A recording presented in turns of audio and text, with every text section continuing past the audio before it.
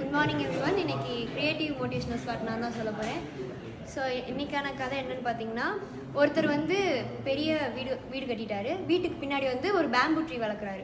Bamboo tree வளர்க்கும்போது தினமும் அதுக்கு தண்ணி ஊற்றுறாரு.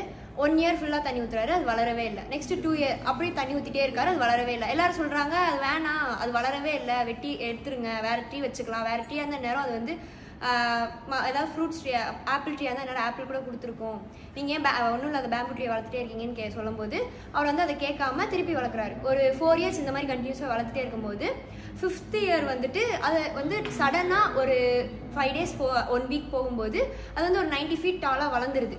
அப்போ வந்து அந்த பேம்பு ட்ரீ கிட்ட வந்து போய் கேட்கும்போது, நீ ஏன் 4 வருஷம் கழிச்சு இப்போ சடனாக வளர்ந்த அப்படிங்கும்போது அந்த பேம்பு ட்ரீ சொல்லிச்சா, என்னோட வெயிட்டை நான் தாங்கிறதுக்கு கீழே என்னோட ரூட் சிஸ்டம் வந்து ரொம்ப ஸ்ட்ராங்காக இருக்கணும், அதனால தான் அந்த ரூட் சிஸ்டம் ஸ்ட்ராங்காக இருக்கிறதுக்கு நான் ஒரு 4 வருஷம் டைம் எடுத்துக்கிட்டேன். நான் எவ்வளோ ஸ்ட்ராங்காக ரூட் எனக்கு வந்து இருக்குதோ அவ்வளோக்கு அவ்வளோ நான் வந்து ஹைட்டாக வளருவேன், அதனால தான் நான் அவ்வளோ டைம் பீரியட் ஆச்சு எனக்கு. இப்போ நான் வந்து எவ்வளோ ஹைட்டாக இருந்தாலும் நான் விழுக மாட்டேன் அப்படின்னு சொல்லிட்டேன். ஸோ இதுலேருந்து என்ன தெரியுதுன்னா, ஒரு ஸ்லோ அண்ட் கன்சிஸ்டன்சியோடு நம்ம பண்ணோன்னா நம்ம வந்து லைஃப் வந்து சக்ஸஸ்ஃபுல்லாக இருக்கும்.